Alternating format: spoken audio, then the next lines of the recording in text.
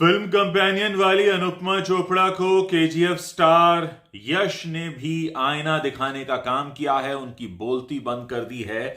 एक question answer session के दौरान अनुपमा चोपड़ा ने केजीएफ स्टार यश से एक बड़ा बेतुका सा सवाल पूछा, जिसमें उन्होंने कहा कि आपकी फिल्मों की कहानियों में रिलेटेबिलिटी का फैक्टर नहीं होता है। जिस पर सवाल पूछते हुए यश ने उनसे कहा कि रिलेटेबिलिटी के फैक्टर की आप बात कर रही हैं, केजीएफ में क्या दिखाया गया है? एक मां है जो चाहती है कि उसका बेटा एक बहुत अमीर आदमी बने।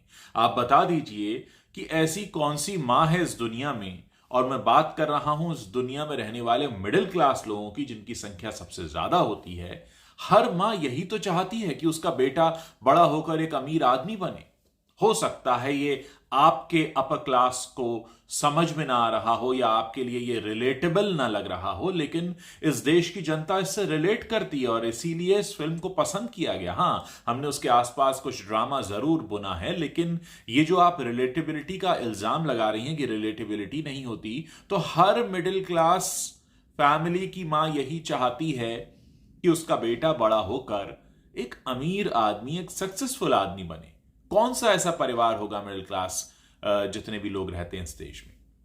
और यह सुनकर अनुपमा चोपड़ा की बोलती बंद हो गई। वो असल में उन पर इल्जाम लगा रही थी कि आपकी फिल्मों में जो एक्शन सीन होते हैं वो रिलेटेबल नहीं होते, कहानी जो होती है रिलेटेबल नहीं होती। और इस पर सीधे यश ने उनसे ही सवाल कर लिया कि रिलेटेबिलिटी शायद आपका जो क्लास है, एलीट क्लास, वो शायद इससे रिलेट ना करता हो, जो कि शायद मुट्ठी भर है हिंदुस्तान में।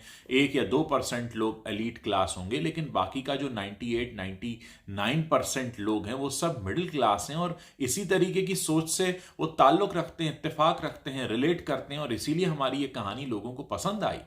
शायद आपके जैसे परिवारों में ये दुख दर्द न झेले हों, इसलिए आपको न पता हो, वो एक बात अलग हो गई।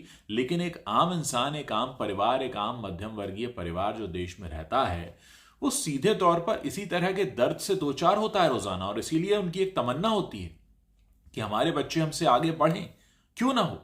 और सबसे बड़ी बात यह है कि केजीएफ स्टार यश ने बॉलीवुड को भी ठेंगा दिखा दिया है, क्योंकि उनका कहना यह है कि ये बॉलीवुड वाले जो हमारी नकल कर रहे थे इतने सालों से और हमको रीजनल सिनेमा कह के बुलाते थे, अब मुझे नहीं करना बॉलीवुड में काम, क्योंकि मेरे लिए मेरी भाषा का सिनेमा बहुत अच्छा है। हाँ, मेरी फिल्मों को आप हिंदी में दिखाइए, चलेगा, लेकिन मैं नहीं आऊंगा बॉलीवुड में काम करने। तो सीधे तौर पर बोलती बंद कर दी है अब केजीएफ स्टार यश ने अनुपमा चोपड़ा की। यही काम एक दिन पहले यामी गौतम ने भी किया। धीरे धीरे बॉलीवुड के कई चेहरे बेनकाब हो रहे हैं और लोगों के सामने वो सच आ रहे हैं जिन्हें शायद बहुत पहले आ जाना चाहिए था।